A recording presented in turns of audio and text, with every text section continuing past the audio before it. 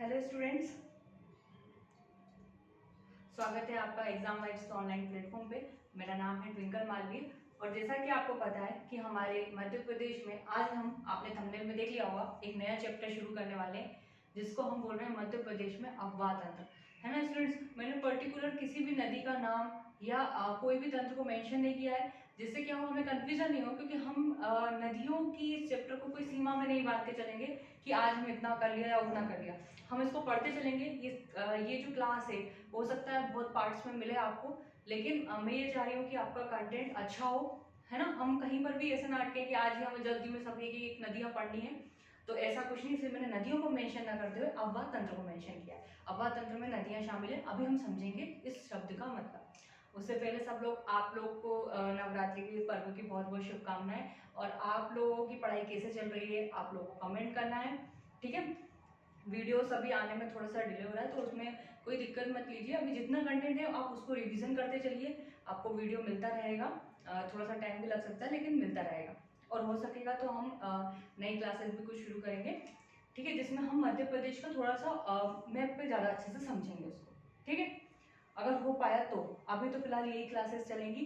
आज हम शुरू कर रहे हैं मध्य प्रदेश का क्या अफवाह तंत्र।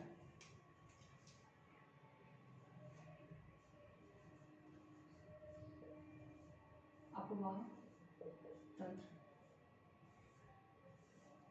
सबसे पहले हम एक वर्ड को समझेंगे जिसका मतलब होता है क्या अफवाह।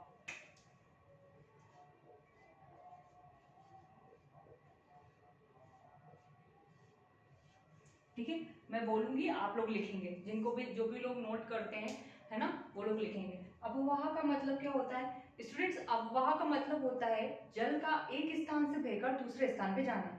यानी कि क्लियर शॉर्टकट में आप समझ सकते हैं, जल के बहने को ही क्या कहा जाता है? अफवाह कहा जाता है। जल का एक स्थान से बह के दूसरे स्थान जाना ही क्या कहलाता है? अफवाह कहलाता है, ठीक है। अब हम समझ लें ये अफवाह तंत्र क्या है, ठीक। अफवाह आपने समझ लिया, अफवाह तंत्र को अब हमें समझना है। जब भी कोई नदी, मान लीजिए नर्मदा नदी है, कोई सी भी नदी है, ठीक है, नर्मदा में इसलिए बोलूंगी क्योंकि आप लोगों को बहुत अच्छे से दिमाग में रिकॉल हो जाता है नर्मदा के नाम से, मतलब याद रहता है, ठीक है। नर्मदा नदी और ये उसकी सहायक नदियां हैं, सब कुछ। जब कोई नदी, है ना, जब कोई नदी और उसकी सहायक नदियां आपस में मिलकर जब पूरा तंत्र बहती हैं, मतलब कोई नदी और उसके सहायक नदियों को मिलाकर हम क्या बोलते हैं? अफवाह तंत्र, ठीक है। जल का तो एक स्थान से दूसरे स्थान बहना क्या कहला गया? अफवाह। लेकिन जब ये जल नदी के रूप में बहता है जिसमें उसकी सहायक नदियां शामिल होती हैं, उस पूरे रूप को हम क्या बोलते हैं? अफवाह तंत्र बोलते हैं। स्टूडेंट्स, जब हम इंडियन ज्योग्राफी पढ़ते हैं हम इन अफवाह तंत्र के रूप को भी समझते हैं, बहुत से तरीके के होते हैं, ठीक है। जैसे कि आपको हम देखेंगे कि मध्य प्रदेश में जो अधिकतर देखने को मिला वो वृक्षाकार, ये वृक्ष के जैसा नहीं दिख रहा आपको? वृक्षाकार अफवाह प्रणाली देखने को मिलती है। ऐसे ही बहुत से तरीके होते हैं अफवाह प्रतिरूप। तो वो हमें कहाँ पढ़ना है? वो हमें ज्योग्राफी वाले चैप्टर में हमें पढ़ना है। यहाँ हमें सिर्फ इतना समझना है कि अफवाह तंत्र मध्य प्रदेश में वृक्षाकार, और वो आपको समझ में आ गया। जब एक नदी बह रही है तो कुछ नहीं, नदियां जब उसकी सहायक नदी सबको मिलाकर जब हम गिनते हैं तो उसे हम क्या बोलते हैं? अफवाह तंत्र बोलते हैं, ठीक है। नदियां और उसकी सहायक नदियां। चलिए अब हम बात कर रहे हैं अफवाह तंत्र की। अफवाह आपने लिखी है, जल का एक स्थान से दूसरे स्थान तक बहना क्या कहलाता है? अफवाह कहलाता है, ठीक। अब यहां पर हम एक चीज देखेंगे। सबसे पहले हम ये समझेंगे कि भाई ये जो होती है नदियां, हमें नदियां ही पढ़ना है मेनली, क्योंकि जो हम बोल रहे हैं जल एक स्थान से दूसरे स्थान बह रहा है तो वो क्या है? नदी ही है, नदी के माध्यम से बह रहा है। तो हम लोग एक मिनट रुकिएगा।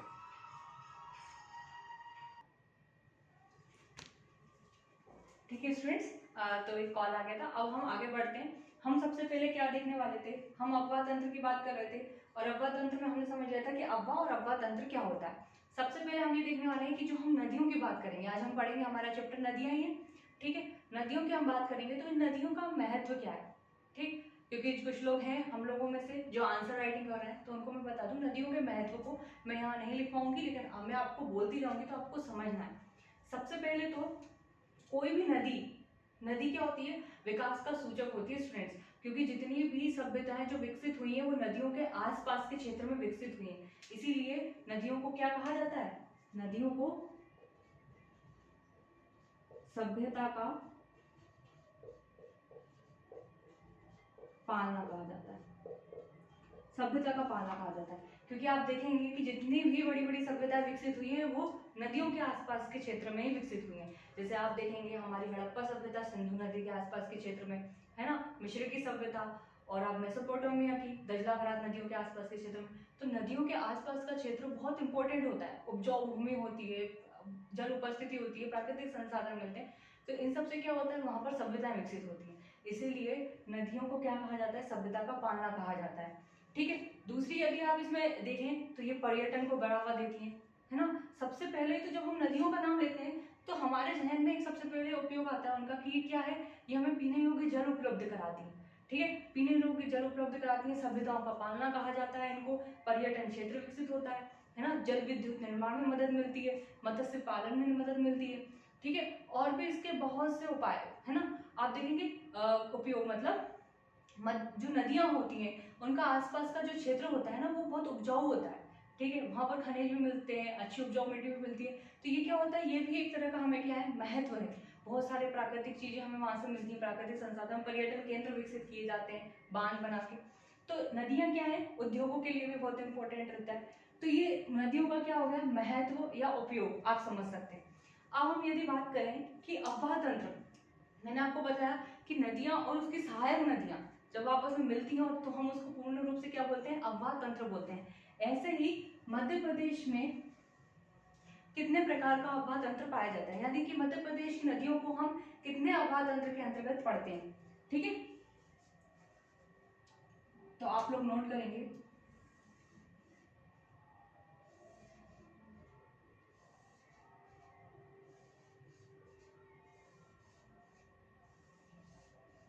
ठीक है, सबसे पहले आप देखेंगे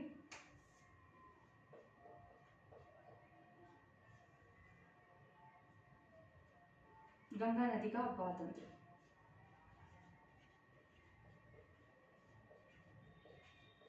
अब आप बोलेंगे मैडम गंगा नदी तो मध्य प्रदेश में बहती नहीं है। स्टूडेंट्स, आप लोगों में से बहुत से ऐसे स्टूडेंट हैं जो बहुत अच्छा और डीप नॉलेज रखते हैं, है ना, लेकिन कुछ ऐसे स्टूडेंट्स हैं जिन्होंने सिर्फ पढ़ लिया है, उन चीज़ों को समझा नहीं है। हमें जब भी कोई टॉपिक हम पढ़ रहे हैं तो हमें उसको थोड़ा सा डिटेल में ले जाना होगा। ठीक, तो गंगा नदी अफवाह तंत्र हम क्यों बोल रहे हैं, गंगा नदी अफवाह तंत्र, गंगा नदी तो मध्य प्रदेश में नहीं बहती है ना निकलती है, लेकिन हमारी जो मध्य प्रदेश की बहुत सी छोटी बड़ी नदियां वहां क्या जाके अंतिम रूप से अपना पानी किसमें जाके गिराती हैं, गंगा नदी में। अंतिम रूप से मतलब जैसे कुछ है वो यमुना के साथ जाती हैं, टोन्स और सोन है जो डायरेक्ट गंगा में जाके मिलती हैं, और ये गंगा में मिल जाती है, इसलिए ये गंगा की क्या है, सहायक नदियां हैं। तो ये क्या होता है, ये गंगा नदी तंत्र में, अफवाह तंत्र में अंतर्गत आती है। तो गंगा नदी अफवाह तंत्र में हम तीन तरह से पढ़ेंगे। एक तो यमुना नदी तंत्र, इसमें क्या क्या शामिल है, यमुना नदी तंत्र, टोन्स नदी और सोन नदी।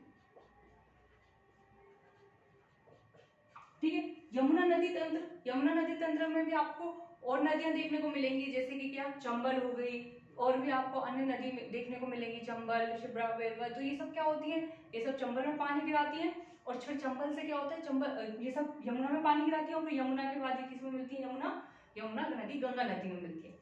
ठीक, तो ये यमुना नदी तंत्र, क्वेश्चन भी पूछा गया था ये नदी तंत्र से, आपको याद है प्री में एक बार क्वेश्चन पूछा गया था कि ये किस नदी तंत्र का, नदी तंत्र में शामिल है, कौन सी नदी, ऐसे क्वेश्चन पूछे जाते हैं। सेकंड हम देखेंगे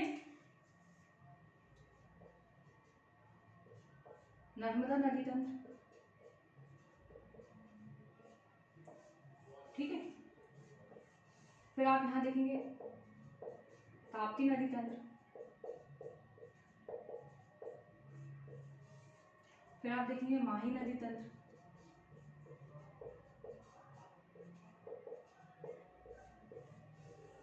फिर आप देखेंगे गोदावरी,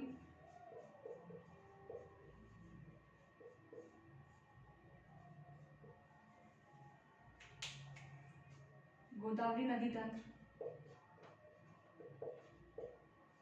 फिर आप देखेंगे महानदी, महानदी तंत्र।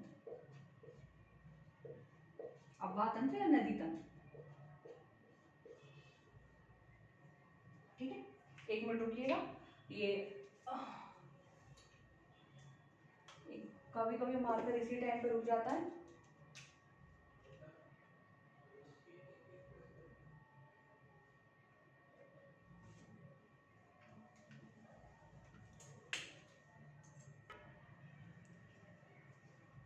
चलिए, हाँ अब सही चल रहा है। तो हमें ये कितने तंत्र पढ़ने हैं स्टूडेंट्स? 6 तंत्र पढ़ने हैं, ठीक है।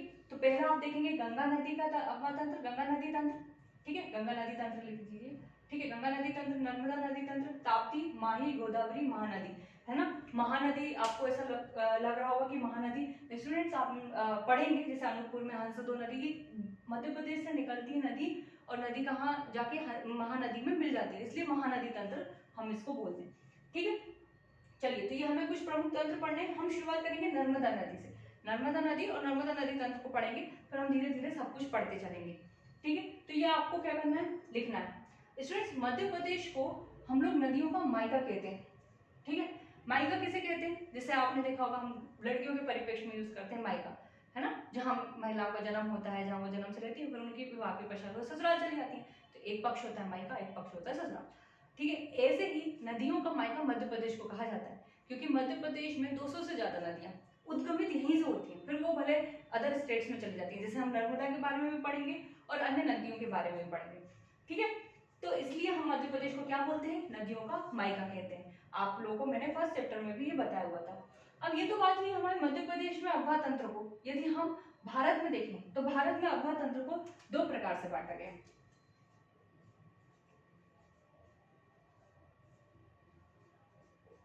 भारत में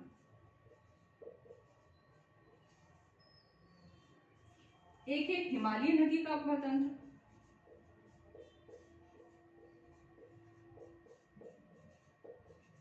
और दूसरा प्रायद्वीपीय नदी तंत्र,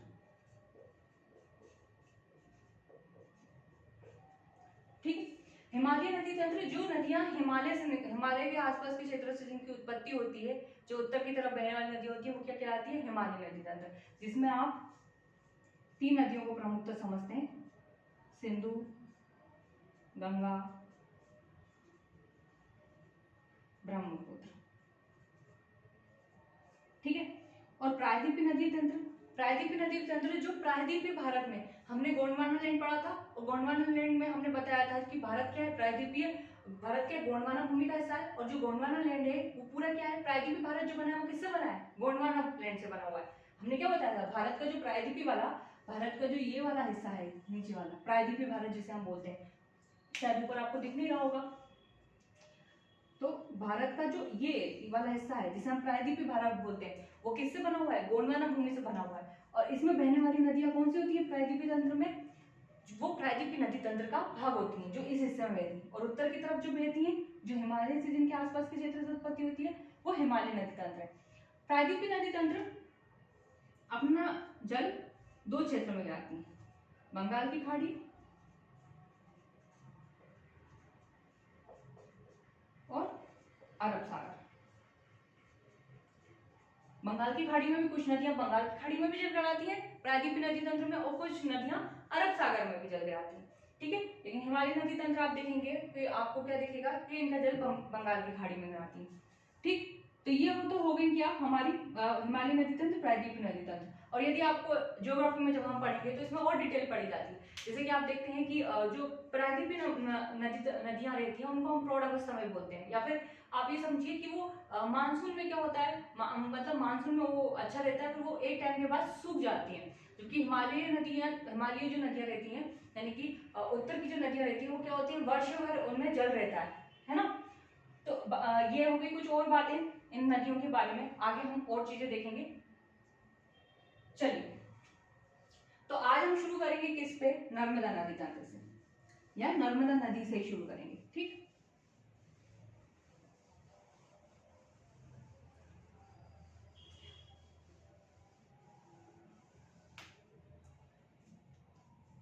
आज हम शुरू करने वाले हैं नर्मदा नदी।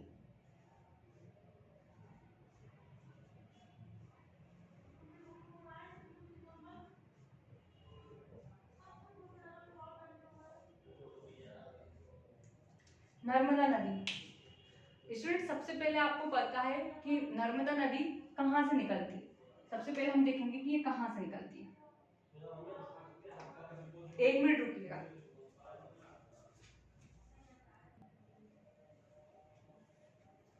चलिए आज हम पढ़ने वाले हैं नर्मदा नदी के बारे में। सबसे पहले हम ये देखेंगे कि इसका उद्गम कहाँ से होता है।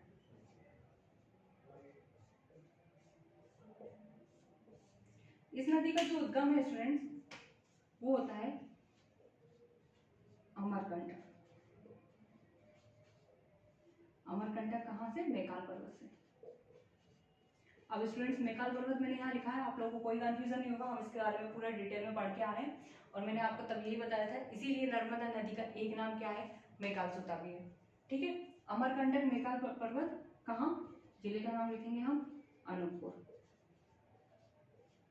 ठीक है, और उद्गम के बाद इसका समापन देखेंगे। समापन कहाँ होता है? मतलब जहां जाके ये सागर में मिल जाती है वो है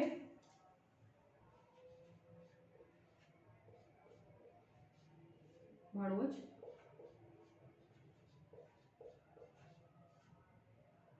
गुजरात में। ठीक है, गुजरात के निकट ये भड़ोच में क्या होती है? मिल जाती है आपके अरब सागर में।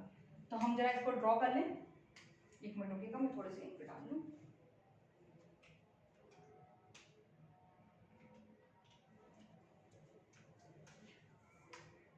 स्टूडेंट्स मध्य प्रदेश की नदियों को जीवित नदियों का जीवित दर्जा दिया जाता है। आप लोगों को आज एक क्वेश्चन है आप लोगों के लिए कि आप लोगों को कमेंट करके बताना है कि नर्मदा नदी को किस वर्ष जीवित नदी का दर्जा दिया गया। ठीक है, चलिए तो जो भी क्लास देख रहे हैं वो पक्के से एक बार गूगल करने में आपको ज्यादा क्या है ना। मैं अपने ऑफलाइन में भी बोलती थी, मोबाइल उठाना है बस सर्च करना है। ठीक है, सब पता चल जाएगा। ठीक, भड़ोच गुजरात के निकट आप लिख लेंगे इसमें खंबात की खाड़ी।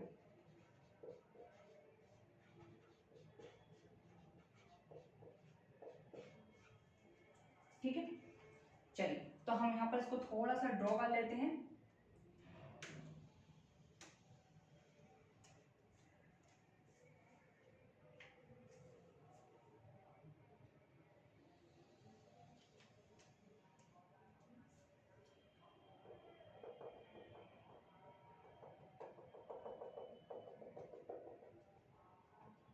ठीक है, मान लीजिए कि हमारी नर्मदा नदी है, अमरकंटक अनूपपुर से निकल रही है और यहाँ पर आपको देख रहे हैं आगे चली जाती है।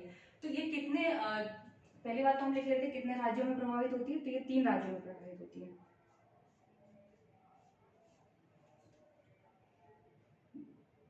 मध्य प्रदेश, महाराष्ट्र और गुजरात। 3 राज्यों में क्या होता है? ये नदी बहती है। स्टूडेंट्स ये तो हो गई नर्मदा नदी की उत्पत्ति और समापन की बात, और 3 राज्यों में बहती है। बहती हुई महाराष्ट्र गुजरात तक पहुंचेगी और गुजरात में भड़ोच के निकट खंबात की खाड़ी में अपना जल निष्कासित कर देगी। ठीक है, उसके अलावा हम ये देखें कि मध्य प्रदेश में आप ये देखेंगे ये जो नर्मदा नदी है वो भारत की 5वीं सबसे बड़ी नदी है। 5वीं सबसे बड़ी नदी है, लिखेंगे आप लोग भारत की 5वीं सबसे बड़ी नदी। ठीक है, तो आप लोगों के दिमाग में भी आएगा कि इससे पहले कि नर्मदा से पहले कौन सी बाकी की 4 नदियां हैं जो नर्मदा से बड़ी हैं। ठीक है, यदि हम प्रायद्वीपीय स्थिति देखें तो प्रायद्वीपीय भारत की, अब मैं को प्रायद्वीपीय भारत बोल रही हूँ, आप लोगों को मैं शुरुआत वाली क्लास में पूरा क्लियर कर चुकी हूँ। ठीक है, कि प्रायद्वीपीय भारत क्या होता है। तो प्रायद्वीपीय भारत की 3री सबसे नदी बड़ी नदी।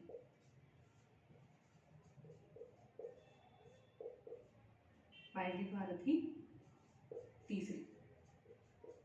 ठीक है, तो हम देख लेते हैं सबसे पहले कौन कौन सी नदियां हैं भारत में। यदि हम स्थिति देखें,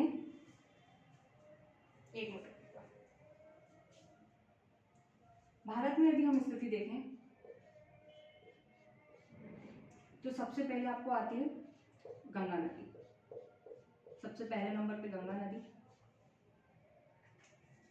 ठीक है, 25-25 किलोमीटर, ठीक है, इसका आबाद क्षेत्र है। दूसरे नंबर पे आप देखेंगे गोदावरी नदी 1465। तीसरे नंबर पे आप देखेंगे कृष्णा नदी 1401, लगभग कितना मिलता है हमें। चौथे पे आप लोग देखेंगे यमुना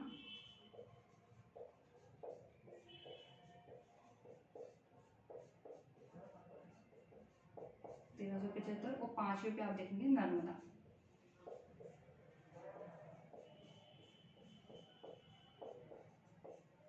13 बार, ठीक है।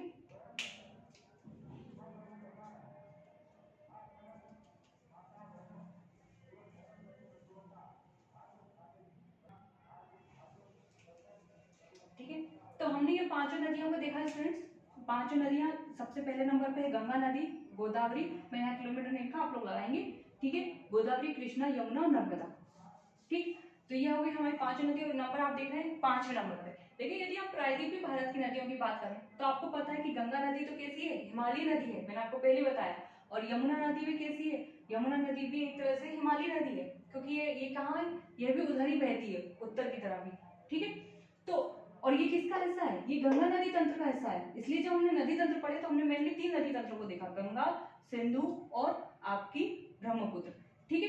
तो ये यमुना और गंगा तो कैसी है, उत्तर की नदियां हैं, हिमालयी नदियां हैं। बाकी गोदावरी, कृष्णा और नर्मदा, जब हम इसमें रैंकिंग करेंगे तो फर्स्ट, सेकंड और थर्ड। तो नर्मदा किस स्थान पर रहेगी, तीसरे स्थान पे। तो प्रायद्वीपीय भारत में किस स्थान पे, तीसरे स्थान पे, ठीक है। और भारत की कौन सी नदी है, 5वीं सबसे बड़ी नदी है, ठीक है। अब यदि आप देखें तो मध्य प्रदेश, नर्मदा को मध्य प्रदेश की जीवन रेखा कहा जाता है, जीवन रेखा, ठीक है। और कुछ बुक्स में आपको देखने को मिलेगा कि भारत की हृदय रेखा, भारत की हृदय रेखा कहा जाता है, भारत की हृदय रेखा, और मध्य प्रदेश की क्या, जीवन रेखा कहा जाता है, ठीक है।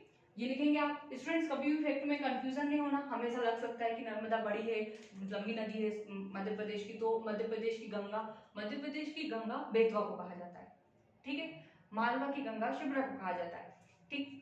तो ये आपको याद रखना है कि भारत की हृदय रेखा और मध्य प्रदेश की जीवन रेखा किसे कहा जाता है, नर्मदा नदी को कहा जाता है। आज हम इस पे और इसके जलप्रपात देखेंगे, उसके बाद की हम चीजें कहाँ देखेंगे, नेक्स्ट क्लास में देखेंगे, ठीक है।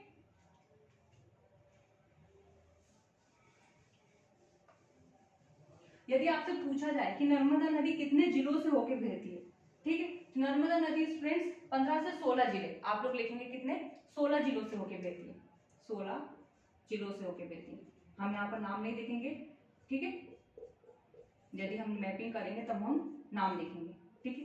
कितने जिलों से होकर बहती, 16 जिलों से होकर बहती है। और शहर की बात की जाए स्टूडेंट्स, जिले से होकर बहना एक अलग बात है, लेकिन नर्मदा के तट पर शहर स्थित हो, जैसे कि मान लीजिए कोई जिला है, ठीक है, ये जबलपुर जिला है और ये जबलपुर शहर है, आपको पता है जिले में बहुत सारे और स्थान शामिल होते हैं। तो ये जिस शहर से होके गुजर रही है उसको हम बोलते हैं क्या, उस शहर से मतलब उस शहर से होकर गुजर रही है। जिलों से अलग बात होती है, जिलों से होकर गुजरना मतलब उसके तट पे स्थित नहीं है जिला, ठीक है, जिले के किसी भाग से होकर गुजर सकती है, लेकिन तट पे स्थित शहर की बात करें तो उस जिले का कोई शहर या वो जिला जिसपे नाम, जिस शहर के नाम पे रखा गया है वो उसके तट पे।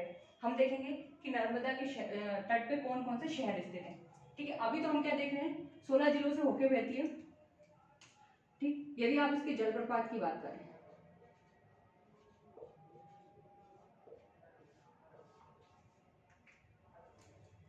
तो सबसे पहले आपको मिलेगा कहाँ, दुग्धधारा जलप्रपात। क्या हो गया है मार्कर को,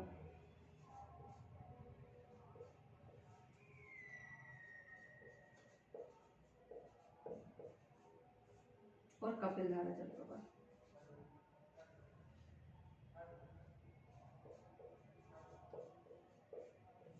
मतलब समझ में नहीं आ रहा मार्कर्स को हुआ क्या है, जरा सा 2 मिनट भी खुला छोड़ रहे हैं तो फिर वो चलेगा, जबकि इंक मैंने उनको डाली हुई है, ठीक है। होता है कभी कभी ऐसा, और आज मुझे ऐसा लग रहा था कि आपको कुछ ज़्यादा कंटेंट देना था थोड़ा सा, बट हम उतना ही रखेंगे जितना आपके लिए आप लिख पाए, नोट कर पाए, दुग्धधारा जलप्रपात और कपिलधारा जलप्रपात।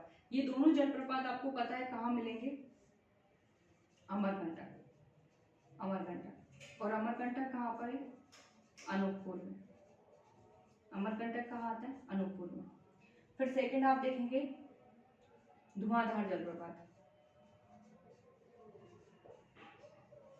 धुआंधार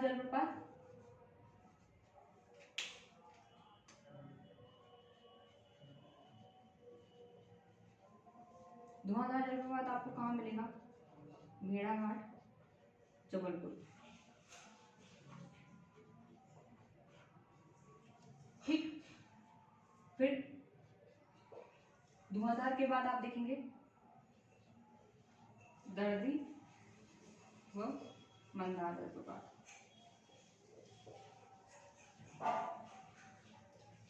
ये आपको मिलेगा हांडिया व बड़वा के मध्य। हांडिया व बड़वा के मध्य। स्टूडेंट्स आपको पता है हांडिया और बड़वा वाला जो क्षेत्र है वो आपको मिलेगा खंडवा खरगोन के तरफ, हांडिया और बड़वा वाला क्षेत्र। ठीक। फिर उसके बाद आप देखेंगे सहस्त्रधारा।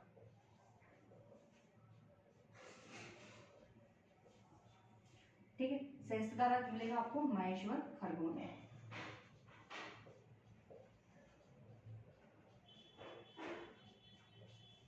ठीक है, तो ये तो हो गया क्या? जलप्रपात हो गए कुछ स्टूडेंट्स।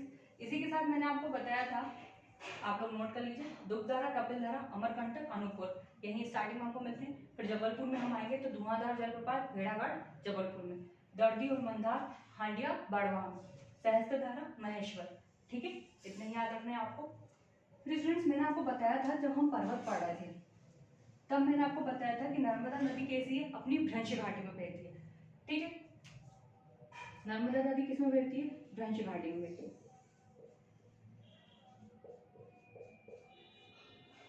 और भ्रंश घाटी में मैंने आपको बता दिया था यदि कोई क्षेत्र है, ये क्षेत्र है, अब इसका ये वाला हिस्सा, बीच वाला हिस्सा नीचे की ओर चला जाए तो, या फिर ये जो क्षेत्र है ये दोनों ऊपर की ओर उठ जाए, ये दोनों ऊपर की ओर उठ जाए तो भी घाटी नुमा संरचना का निर्माण होगा।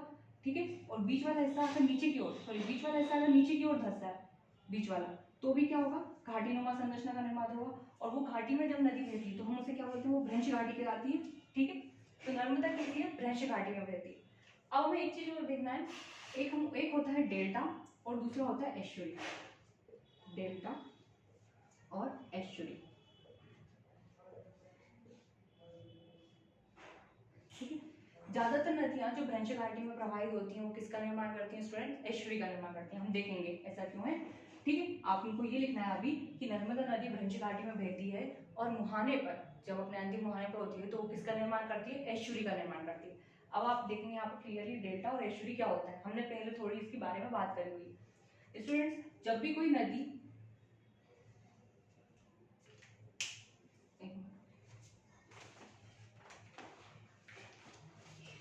ठीक, जब भी कोई नदी प्रभावित होकर आती है, ठीक है, तो वो अपने साथ बहुत सारे क्या लाती है? अवसाद लाती है। यहाँ तक आपको दिख तो रहा होगा। ठीक है, बहुत सारे अवसाद लाती है।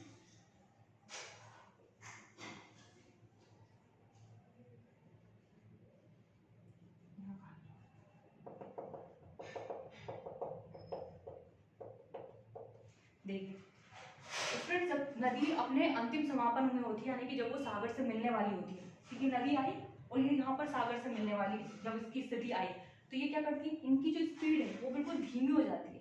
ठीक है, धीमी हो जाती है और धीरे से ये क्या होती है? ये जो नदी है वो बहुत ही वितरिकाओं में, यानी कि अलग अलग तरीके से बढ़ जाती है, छोटी छोटी धाराओं में। ठीक है, ये क्या बन रहा है? ये डेल्टा बन रहा है। इसे हम क्या बोलते हैं? इसे हम डेल्टा बोलते हैं। आप देखेंगे कि ज्यादातर जो नदियां बंगाल की खाड़ी में गिरती हैं, बंगाल की खाड़ी में गिरने वाली नदियां किसका निर्माण करती हैं? बंगाल की खाड़ी में गिरने वाली नदियां डेल्टा का निर्माण करती हैं। ठीक है स्टूडेंट्स, डेल्टा के भी अलग अलग रूप होते हैं, जैसे कि ये आपको कैसे दिख रहा है? पंजे के आकार का दिख रहा है तो हम इसको बोलते हैं पंजाकार डेल्टा। ठीक है, तो वो हमें अभी ज्योग्राफी में पढ़ना है, लेकिन आप इतना याद रखें। तो ये क्या हो गया? ये डेल्टा हो गया। लेकिन जब कोई नदी बहुत स्पीड में, क्योंकि भ्रंश घाटी की नदियां कैसी होती हैं? बहुत स्पीड में आती हैं। ठीक है, स्पीड में आती है, भ्रंश घाटी घाटी नुमा संरचना बनी हुई है, इनका तीव्र प्रभाव रहता है और ये एंड तक ये क्या होता है, अपने साथ अवसादों को लाती है और यहाँ क्या करती है, जमा कर देती है। ये देखा आपको, ये इन्होंने क्या करा है, अवसादों को जमा करा है। स्टूडेंट्स ये लाइका अवसादों को जमा करती है, ये बहुत उपजाऊ क्षेत्र होता है। अब यहाँ पर आप देखेंगे कि ये जो नदी है ये अवसाद को नहीं ला रही है, थोड़ा बहुत अवसाद लाती है और सीधे क्या हो जाती है, समुद्र में यहाँ गिरा देती है। यहाँ थोड़े बहुत अवसाद को ये छोड़ती है, थोड़े बहुत मात्रा में, ठीक है। तो सागर का जल क्या होता है, जब सागर की लहर आती है तो वो इनको अपने साथ ले जाती है। तो ये क्या हो गया आपका, जिसे हम क्या बोलते हैं, एस्चुरी या ज्वार नदमुख, ज्वार नदमुख, यानी कि सागर की ओर, ज्वार का मतलब होता है सागर की ओर जो नदी का मुख है, ठीक है। इस तरह से स्पीड में आएगी, यहाँ थोड़े बहुत अवसाद छोड़ेगी और सीधे क्या होगी, सागर में मिल जाएगी, ठीक है। तो वो लहरों से क्या करती है, सागर की लहरें इसको अवसाद को ले लेती हैं। डेल्टा कुछ इस तरीके की आकृति बनती है और एस्चुरी की इस तरीके की आकृति बनती है। और आपको पता है कि जो भी प्रायद्वीपीय नदियाँ या जो भी नदियाँ अरब सागर की ओर होती हैं, जैसे आप देख लेंगे नर्मदा, ताप्ती और भी बहुत सारी नदियाँ हैं, ठीक है, नीचे तक पेरियार वगैरह जो भी नदियाँ जो इस तरफ को गिरती हैं वो कैसी बनाती है, वो एस्चुरी का निर्माण करती हैं। और आप देखेंगे जो भी बंगाल की खाड़ी में, जैसे आप देखेंगे गंगा, ठीक है, ब्राह्मणी, है ना, कृष्णा, कावेरी, ये सब क्या होती है, ये सब किसका निर्माण करती हैं, ये सब आपका डेल्टा का निर्माण करती है, ठीक है। तो आज की क्लास में स्टूडेंट्स हम इतना ही रखेंगे। नेक्स्ट वीडियो में हम नर्मदा के जो भी पॉइंट्स होते हैं उनको कवर करेंगे, हम परियोजना को भी यहीं पढ़ेंगे, फिर उसके बाद हम नेक्स्ट नदी को देखेंगे, ठीक है। तो ये क्लास आपको कैसी लगी, आपको लाइक करना है, शेयर करना है, सब्सक्राइब करना है। Thank you.